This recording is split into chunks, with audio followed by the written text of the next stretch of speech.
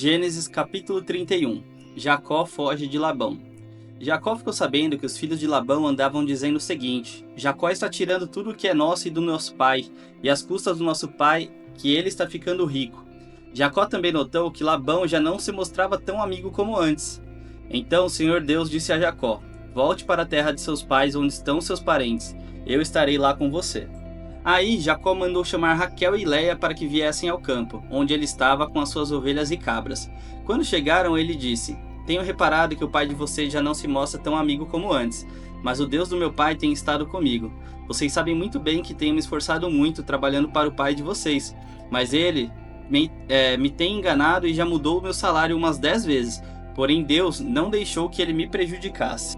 Quando ele dizia: Os cabritos com manchas serão o seu salário, aí as fêmeas tinham cria manchadas. E quando ele dizia: Os cabritos listrados serão o seu salário, aí as crias saíram todas listradas. Foi assim que Deus tirou os rebanhos do pai de vocês e os deu a mim. Um dia, quando os animais estavam no tempo do cruzamento, eu tive um sonho. Eu vi que os bodes que cobriam as fêmeas eram listados, malhados e manchados. Então o anjo de Deus me chamou pelo nome e eu respondi: Aqui estou. Então ele continuou: Veja, todos os bodes que estão cruzando são listados, malhados e manchados. Eu estou fazendo com que isso aconteça porque tenho visto o que Labão está fazendo com você. Eu sou o Deus que apareceu a você em Betel, onde você dedicou uma pedra derramando azeite sobre ela, e onde você me fez uma promessa. Agora prepare-se, saia dessa terra e volte para a terra onde você nasceu. Então Raquel e Léia responderam: Não sobrou nada para herdarmos do nosso pai. Ele nos trata como se fôssemos estrangeiras. Ele até nos vendeu e depois gastou todo o dinheiro que recebeu como pagamento. Toda a riqueza que Deus tirou do nosso pai é nossa e dos nossos filhos. Portanto, faça tudo o que Deus mandou. Jacó se preparou para voltar a Canaã, onde morava com Isaque, o seu pai, fez com que os seus filhos e as suas mulheres montassem os camelos, ajuntou tudo o que tinha e partiu, levando todos os animais que havia conseguido com o seu trabalho na Mesopotâmia. Labão, o pai de Raquel, havia ido para outro lugar a fim de cortar a lã das suas ovelhas, e enquanto ele estava fora, Raquel roubou as imagens dos deuses da casa dele.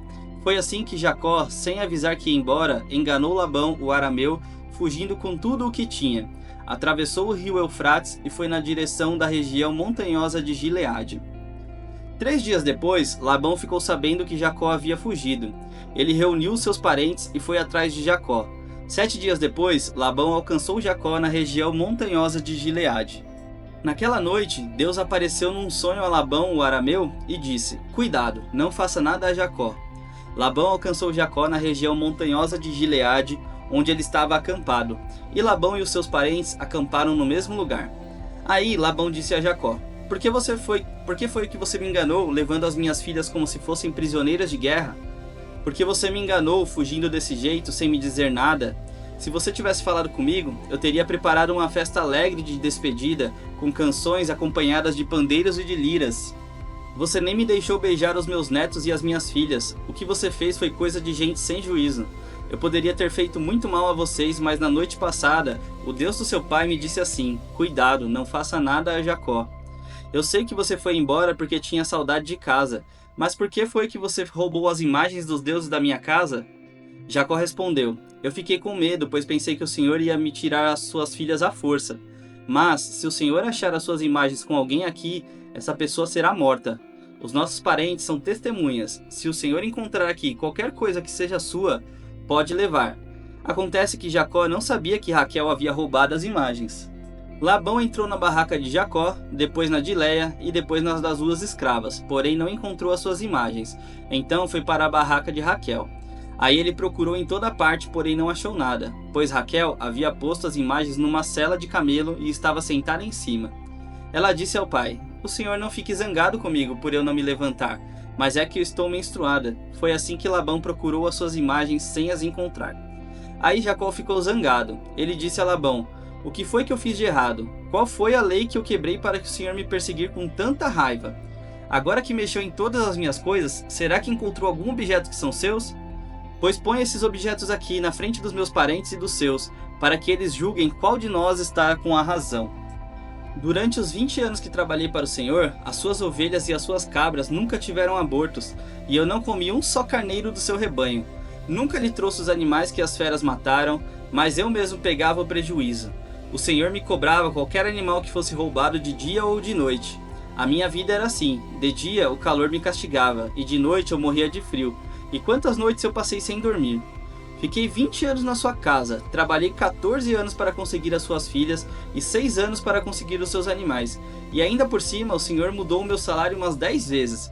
Se Deus dos meus antepassados, o Deus de Abraão, o Deus a quem Isaac temia, não tivesse estado comigo, o Senhor teria me mandado embora com as mãos vazias. Mas Deus viu o meu sofrimento e o trabalho que tive, e ontem à noite ele resolveu essa questão. Labão respondeu a Jacó assim: estas filhas são minhas, os netos são meus, estes animais são meus, e tudo que você está vendo é meu. Agora, como não posso fazer nada para ficar com as minhas filhas e com os filhos que elas tiveram, estou disposto a fazer um trato com você.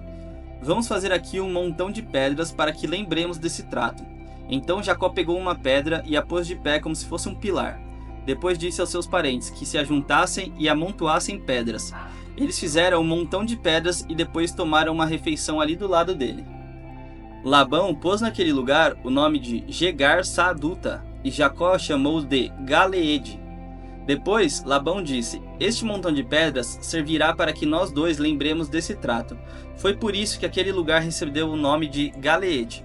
E também teve o nome de Mispa, porque Labão disse: que o Senhor Deus fique nos vigiando quando estivermos separados um do outro.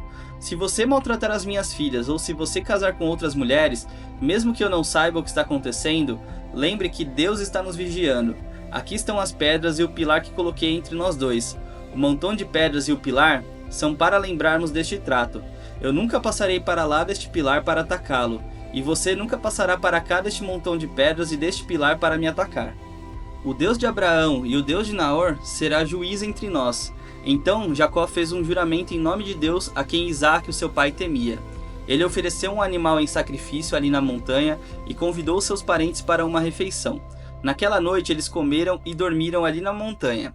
Na manhã seguinte, Labão se levantou bem cedo, beijou as suas filhas e os seus netos e os abençoou, e depois foi embora voltando para sua terra.